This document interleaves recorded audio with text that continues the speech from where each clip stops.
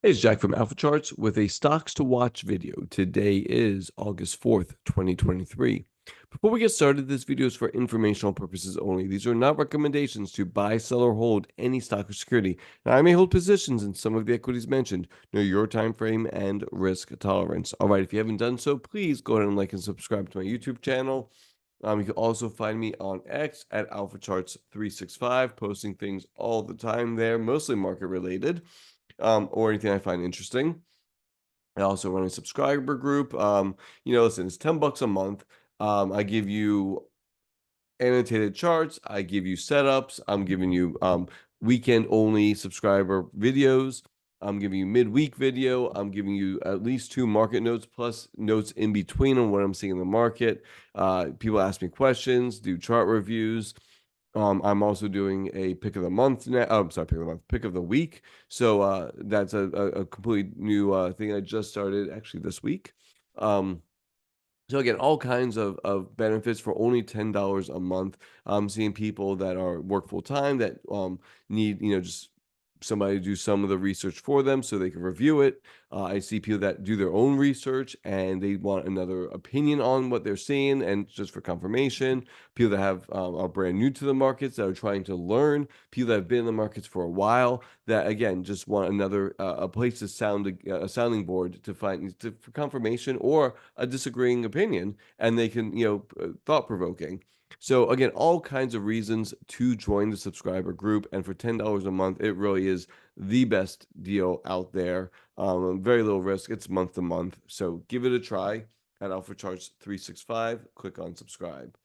All right, so markets are looking rough. I think we may be in a bouncy area short term. So let us look for maybe some names that could be holding up better than most, relative strength, maybe even some absolute strength in this market, and maybe give us a chance to make money this week. We can't really look more than the next few days because the market's a little wonky, right? So the first one's going to be RKT, Rocket.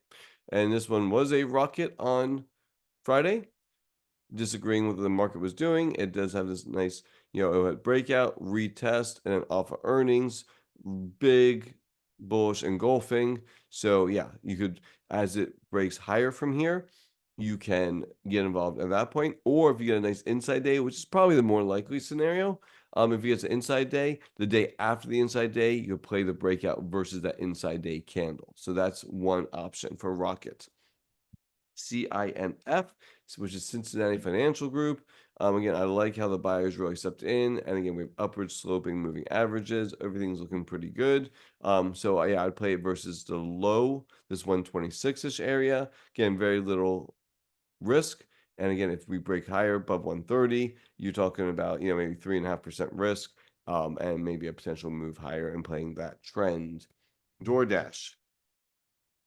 You have this nasty, nasty downturn from 142-ish all the way to about 99.50.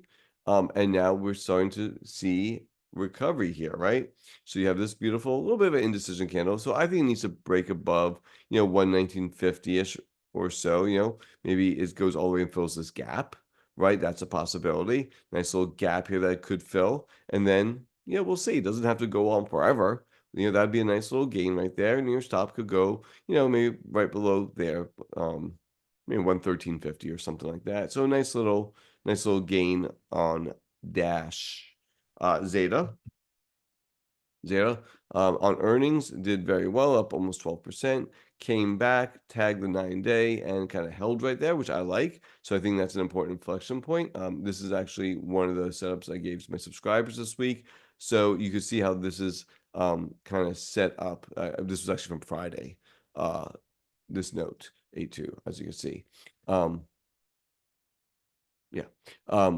Anyway, so you see this was the way I go ahead and do it. I give them a level that somewhere around that level. Nothing's ever exact in the market because things price changes every second, right? Then you a rough area where I'd put my stop and what that stop would equate to. Sometimes I'll give them a reward to risk, depending on what the setup looks like. Sometimes into all-time highs. I don't do that because we're looking for a trend, and it's very hard to to know where it's going to stop. So I'd rather play the trend, and if we see trend reversal, then we can get out. And again, that's what we'll talk about with members, right? But the Zeta position right here, I think it's still very actionable, and I liked how it had some nice relative strength on Friday. Ryan, here's Ryan, Specialty Holdings, again, a very nice candle off of earnings. Same idea as with Rocket. If it has an inside day, I'd play the day after the inside day if it broke higher, and then I would use the stop of the inside day as my stop. That's it. The low, I'm sorry, the low of the inside day as my stop. Very easy. Ego is a gold miner. Again, held up better than most. Again, it has to prove itself above the 17, we'll call it 1730 or so.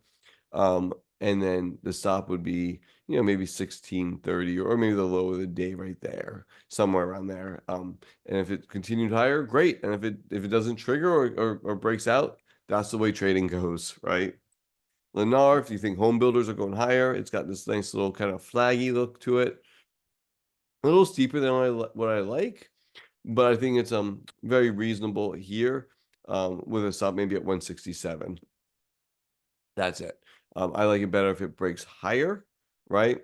If it could break a little above 177-ish or so, right? Once roughly 177, we'll call it. And the low of the day here is 170, and that's a fine way to play this one as well, right? So you buy at 177, your stop is 170, $7 of risk. What was that 3.5, 3.75%, something like that of risk? That's not bad.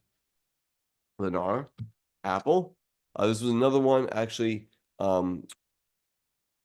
I like as long as it can stay above this 217 area, right? So if it falls below 217, I'm not interested, and I like it better above 220, 221, somewhere around there. So it gets above 221. I'm liking this a lot. That's probably where I would buy it, and I do own some right now actually. But if it goes much lower than here, we'll call it, 217 or so, I'd be out. So very little risk and a very liquid name. A lot of negative news about this over the weekend.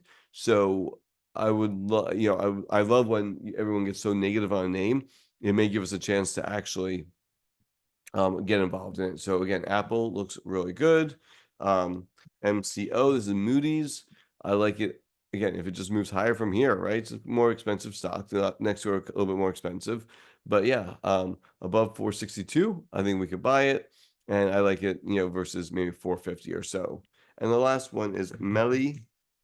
Again, it's much a very expensive stock. I usually don't do expensive stocks like this because they're harder for me to trade. I personally don't trade them because you can't really. Again, it's just harder for me to trade. It takes up too much of my account basically if I buy too many of these shares. Anyway, the point is, if it breaks out here, it looks really good. It has to break out and prove itself if you're into that. But it looks really good. It's Argentina, so again, know what you're buying.